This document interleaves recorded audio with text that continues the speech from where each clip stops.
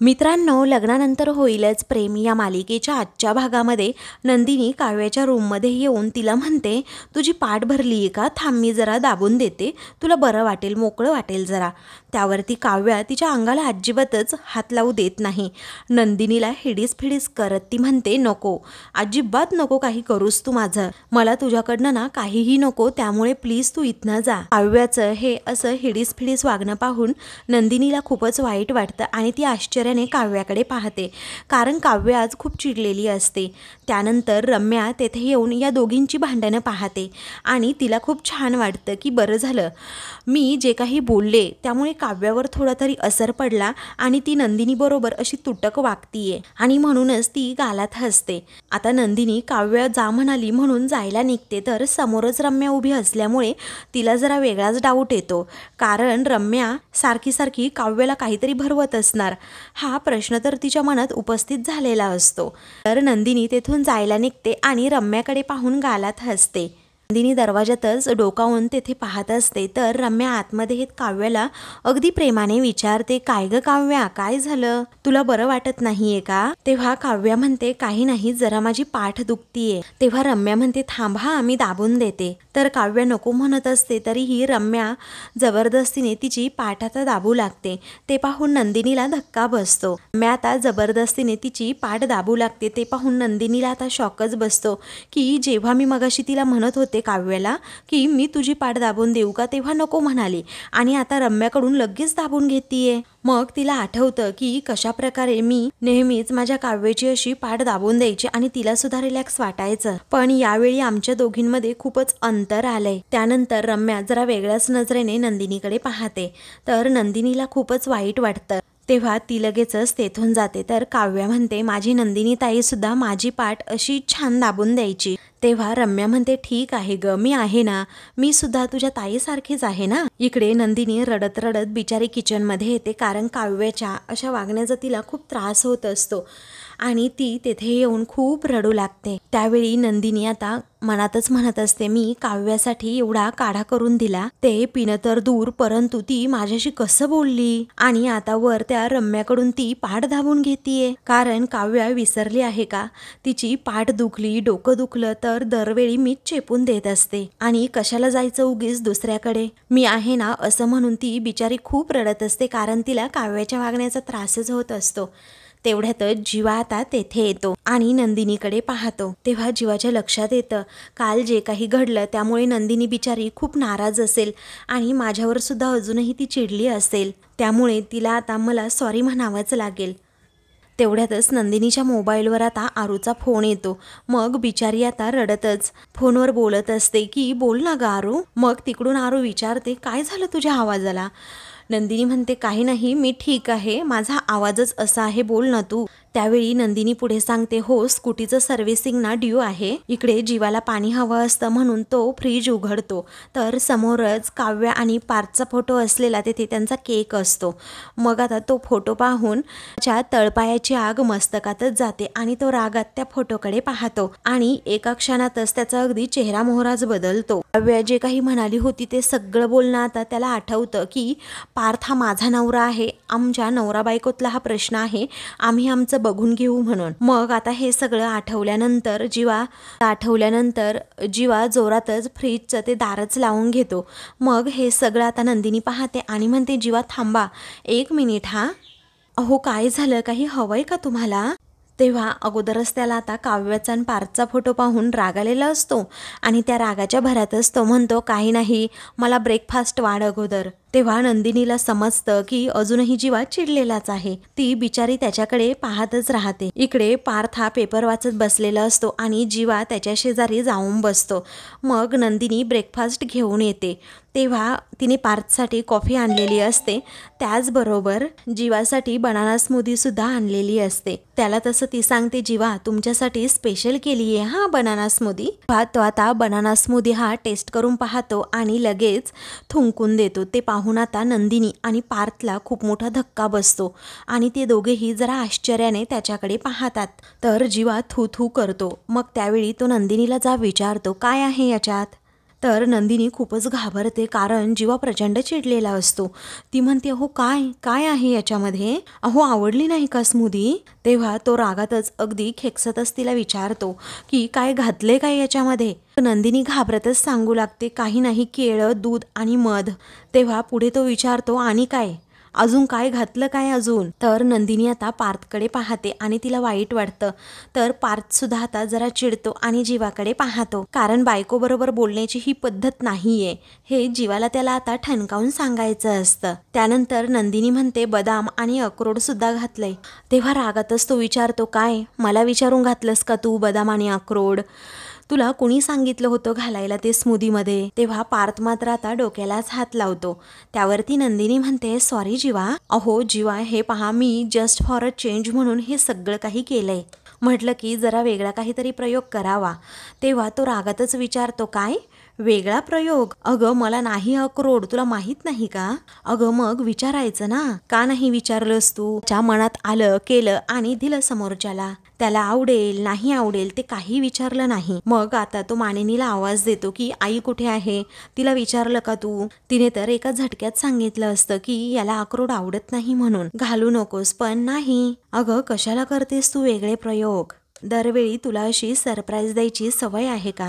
तू नको ना करूस असं. दरवेळी तू माझ्यावरच असा का प्रयोग करत असतेस? दरवेळी तुला सरप्राईज द्यायचंच असतं का? तुझ्या सरप्राईजेसची मला ना भीती वाटायला लागलीये. बाचं हे रागात बोलणं ऐकून नंदिनी खूपच घाबरते. बिचारी अक्षरशः रडकुंडीला येते आणि म्हणते, सॉरी मला वाटलं तुम्हाला काहीतरी चेंज म्हणून मी ही बनाना स्मूदी बनवली, नेहमीपेक्षा वेगळं काहीतरी तुमच्यासाठी खास बनवलं.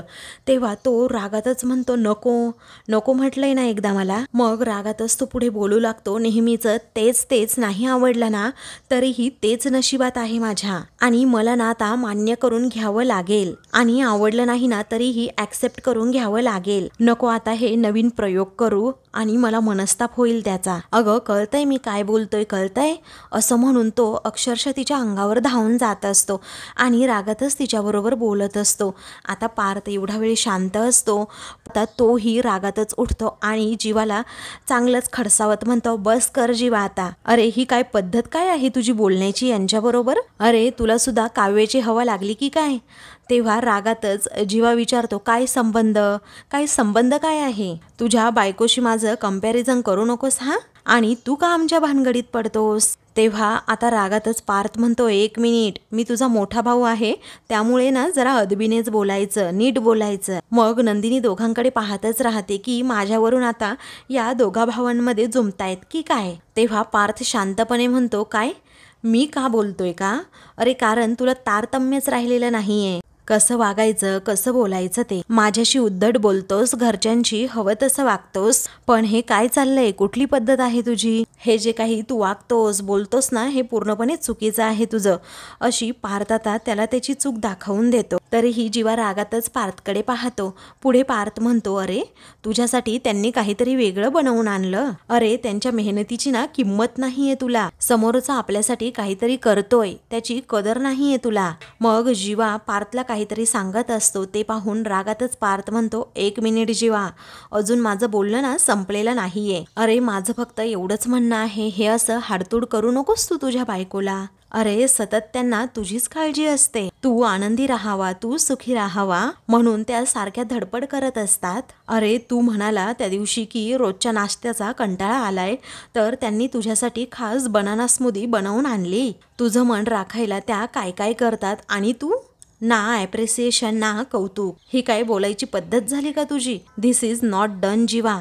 तेव्हा आता जीवा अजूनच मोठ्याने ओरडणार असतो. ते पाहून नंदिनी म्हणते, असू द्यात पार्थ, मी त्यांच्यासाठी ना वेगळं काहीतरी करून आणते. तेव्हा पार्थ म्हणतो, तुम्ही आणालच हो, परंतु हा जे काही बोलतोय ना ते डोक्यात जायला लागले आता माझ्या. मग आता जीवा रागातच म्हणतो, डोक्यात जाते का तुझ्या?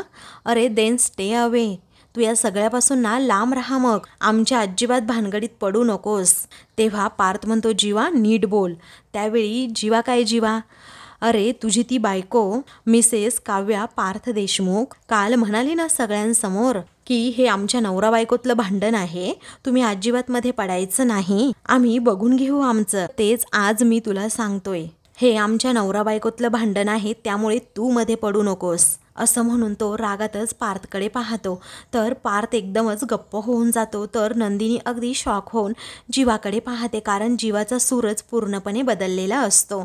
मग नंदिनी म्हणतेच, जीवा हे काय करताय तुम्ही, उगीच कशासाठी भांडताय? तेव्हा जीवा विचारतो, हे तू बोलतीयेस का ग? अगं या सगळ्याला ना फक्त तू जबाबदार आहेस. सतत माझ्याशी गोडगोड बोलून, माझी फिरकी घेऊन मला अप आणि ड्रॉप करायला सांगायचं, मला पाणीपुरी खायला लावतीयेस आणि ऑफिसमध्ये जायला भाग पाडतीयेस, अजिबात नको असलेले सरप्राईज प्लॅन करतेस, रात्री नको त्या गप्पा मारत बसतेस, आता ही स्मूदी आणि ते सुद्धा अक्रोड घातलेली. आणि तुला असं मनापासून वाटत असेल ना की मी भांडू नये, तर तू एक काम कर, माझ्यासाठी स्पेशल काही करू नकोस. तुला कळतंय का मी काय सांगतोय? असं जीवा रागाच्या भरात नंदिनीला तडातड बोलतो. तेव्हा हे सगळं जीवाचं बोलणं ऐकून नंदिनी बिचारी रडू लागते आणि फक्त हो हो करत असते, कारण जीवा खूपच तिला जाच करू लागतो. तर जीवाची ही भाषा पार्थला अजिबातच आवडत नाही. त्यानंतर जीवा जायला निघतो तेव्हा नंदिनी पुन्हा रिक्वेस्ट करते, जीवा प्लीज असं उपाशीपोटी जाऊ नका, मी काहीतरी तुम्हाला खायला करून आणते. तेव्हा तो म्हणतो, काही गरज नाहीये, झकर आणि खाऊन घे, मी चाललोय आपला बाहेर खायला, तिथे कुणी माझ्यावर प्रयोग करणार नाही, निदान तिथे तरी मला माझ्या मनासारखं मिळेल. असं म्हणून तो नंदिनी आणि पार्थकडे खूप म्हणजे खूप रागात पाहतो. त्याच्या डोळ्यात त्या दोघांविषयीचा राग पूर्णपणे भरलेला असतो आणि हे त्या दोघांना दिसतं. तर आता पार्थ बिचारा काही न बोलता एकदमच गप्प उभा राहतो. जीवा रागातच आता तेथून जातो. तर नंदिनीला खूप वाईट वाटतं. तर एक मित्र म्हणून पुन्हा एकदा पार्थ पुढे येतो. नंदिनी बिचारी त्या खुर्चीत बसून खूप रडत असते. पार्थला खूप वाईट वाटतं. तो लगेच नंदिनीला पाणी देतो आणि म्हणतो, नंदिनी हे घ्या पाणी. मग नंदिनी पार्थकडे पाहतच राहते. तेव्हा ती रडतच सांगते, खरंच किती मूर्ख असतो ना आपण. आपल्या माणसाला आनंद वाटावा, त्याच्या चेहऱ्यावर हसू यावं आणि त्याला बरं वाटावं म्हणून सतत आपण त्याच्या पुढे पुढे करत असतो आणि ते किती सहज त्यांच्या आयुष्यातून आपल्याला बाजूला करून टाकतात. आपलं रुटीन सोडून आपण त्यांच्यासाठी जे काही स्पेशल करायला जातो ना, तेथेच आपलं चुकतं. आणि मला आत्ता समजायला लागले की आपण एक्स्ट्रा एफर्ट्स घेतलेच नाही पाहिजेत, कारण काही किंमतच नाहीये त्या एफर्ट्सची. त्यांना माहिती आहे की आपण त्यांना सुनावणार नाही ना, त्यामुळे तर ते आपली बिलकुल किंमत सुद्धा करत नाहीत. आपण सततच त्यांच्यासाठी अवेलेबल असतो आणि हीच आपली खरी चूक आहे. आणि म्हणून लोकांना कदर नाही राहिली आपली. आपण मात्र त्यांच्या इमोशन्स जपायच्या आणि ते काय करतात तर आपल्या इमोशन्सचा बोळा करून फेकून देतात. खरंच एक दिवशी कुठेतरी निघून जाईन ना, मगच त्यांना फरक पडेल, असं नंदिनी आता रडतच पार्थला सांगत असते. तेव्हा पार्थला आता नंदिनीचं हे बोलणं ऐकून वाईटच वाटतं. तो बिचारा सुद्धा रडकुंडीला येतो, त्याच्या डोळ्यात पाणी असतं. मग आता पुढे नंदिनी विचारते, मी निघून गेल्यानंतरही त्यांना फरक पडेल की नाही काय माहीत. नंदिनीच्या मनाची जी अवस्था असते, जी मनस्थिती असते, तीच आता पार्थची सुद्धा असते. त्यामुळे तो सुद्धा एकदमच गप्प राहतो. काव्य सुद्धा अगदी जीवासारखीच वागत असते. इकडे काव्या तिच्या रूममध्ये असते आणि ड्रेसिंग टेबलजवळ बसलेली असते. तेव्हा तिला आता आठवतं की रात्री मला पार्थने 1 मंथ ॲनिव्हर्सरीचं गिफ्ट म्हणून हा परफ्यूम दिला आहे, तो पण माझ्या आवडता. मग ती त्या परफ्यूमकडे पाहतच राहते आणि रागातच तेथे ठेवते आणि आपली बेडवर येऊन बसते. दुसरीकडे नंदिनी आनंद निवासमध्ये जायला निघालेली असते, पण आता तिच्या मनात येतं की जीवा आणि काव्या माझ्याबरोबर कसेही वागले, हिडीस केलं तरीही मला त्यांच्याकडे इग्नोर करून चालणार नाही, कारण माझा जीव अडकलाय त्यांच्यामध्ये. विचार करून ती पुन्हा एकदा काव्याकडे जाते. मग आता तेथे ती समोर काढा पाहते आणि विचारते, काव्या अगं काय करतेस बाळा तू अजूनही काढा का घेतला नाहीस?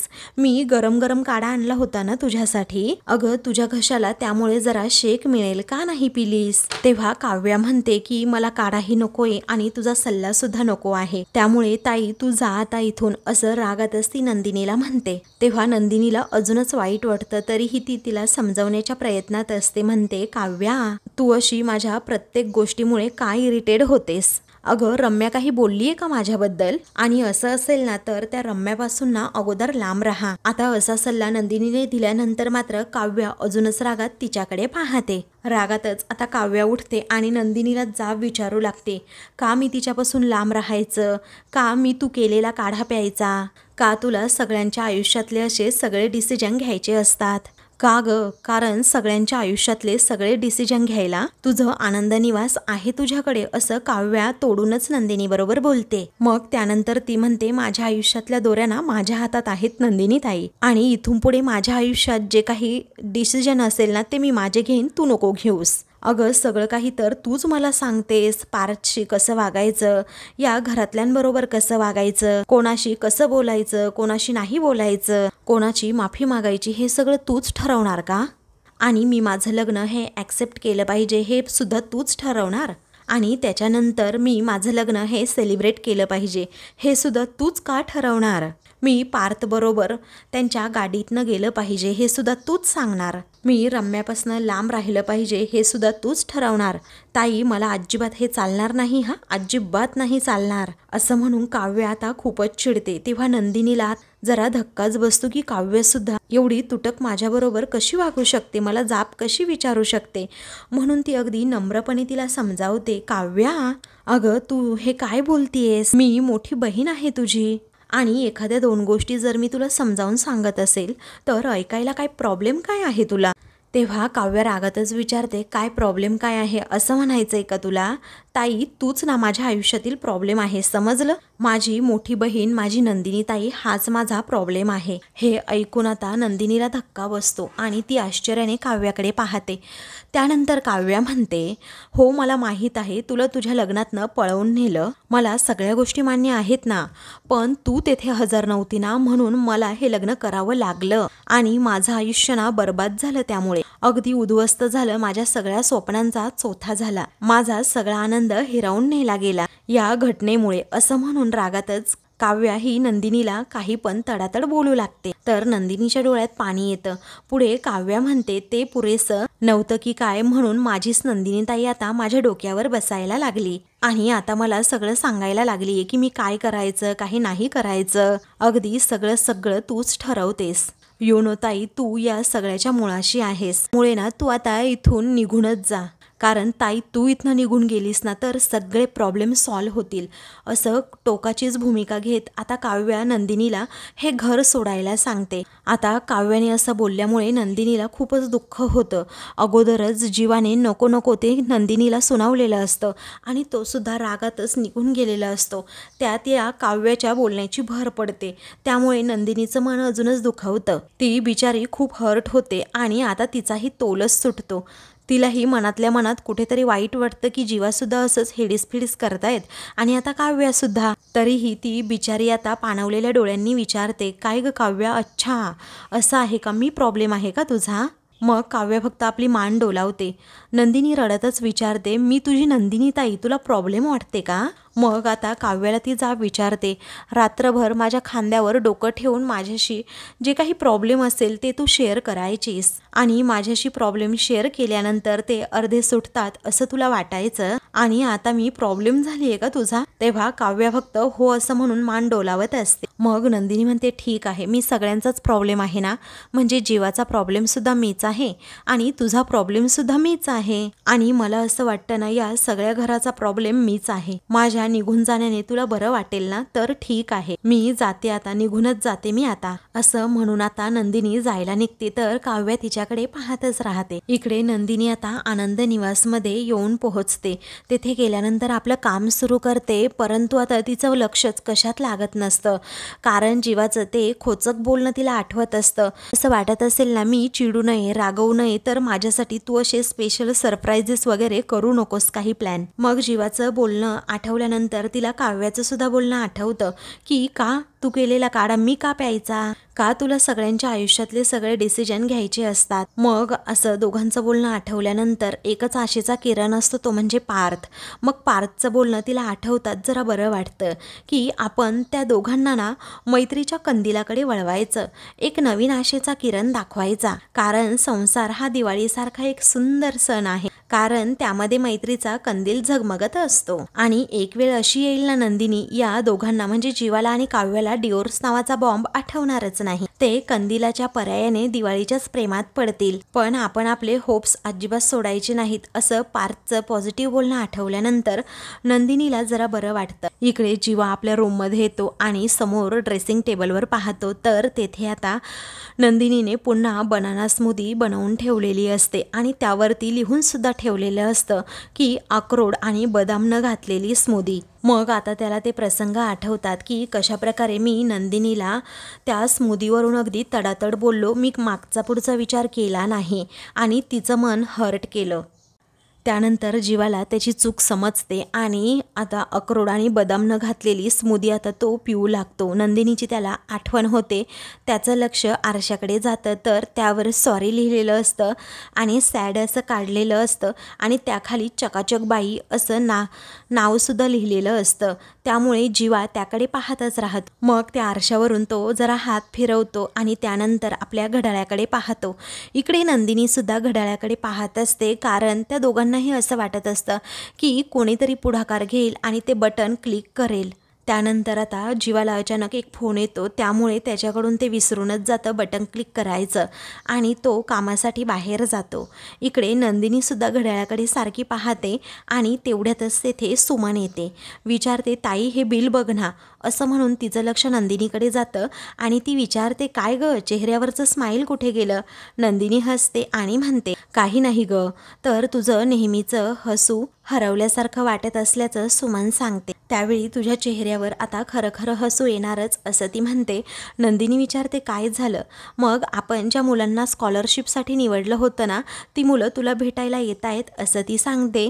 तेव्हा नंदिनीला आनंद होतो। तेव्हा नंदिनी म्हणते, आता मी भेटते सगळ्यांना, मला आवडेल त्यांना भेटायला। मग आता मला एक गोष्ट सुद्धा समजली आहे की आपल्या वाचून कुणाचं काही अडत नाही। मग आता त्या दोघीही खूप वेळ कामाबद्दल बोलत असतात। त्यानंतर नंदिनीकडे आता एक वही देत ती पुढचं काम करायला सांगते। नंदिनी एकटीच केबिनमध्ये असते तर दीपक तेवढ्यात तेथे येतो आणि खिडकीच्या काचेमधून तिच्याकडे रागात पाहतो आणि म्हणतो, नंदिनीला दिवसा मारण्याचा प्लॅन फसला आहे। आज सगळे गेल्यानंतर नंदिनीला मी तिच्याच आनंद निवासमध्ये कायमचं संपवून टाकणार। माझ्या प्रेमाची गोष्ट इथे सुरू झालेली, परंतु नंदिनीच्या आयुष्याचा शेवट आता इथे होणारच। आता फक्त रात्र होण्याची वाट बघायची मला, असा मनात विचार करून रागातच तो नंदिनीकडे पाहतो। तर आता मित्रांनो, पुढील भागामध्ये पार्थ जीवाला विचारतो, काय रे, जरा नीट बोलायला आलो की लगेच तुझ्या चेहऱ्यावर राग येतो आणि तुझा हात स्वभाव ना मला खटकतो। नंदिनीला सुद्धा एवढं हर्ट होतं की त्यांनी स्वतः येऊन तुला विचारलं, तुला डिवोर्स हवाय का? दुसरीकडे नंदिनी सर्व राग विसरून पुन्हा जीवाला फोन करते। मग जीवा रागाच्या भरात फोन उचलतो आणि काय झालं, कशाला फोन करतेस, जीव चाललाय का तुझा, असं म्हणून फोन कट करतो। तर बिचाऱ्या नंदिनीला रडू येतं आणि ती फोन ठेवते। इकडे सर्वजण आता आनंद निवासमधून गेलेले असतात। दीपक त्याचा प्लॅन सुरू करतो आणि अगोदर CCTV कॅमेऱ्यावर स्प्रे मारतो जेणेकरून काही दिसू नये यासाठी। आणि मग त्यानंतर नंदिनी एकटीच आहे हे पाहून आता रागात असतो तिच्याकडे पाहतो। अशाच मालिकेंचे पुढील भाग पाहण्यासाठी चॅनलला सबस्क्राईब करा।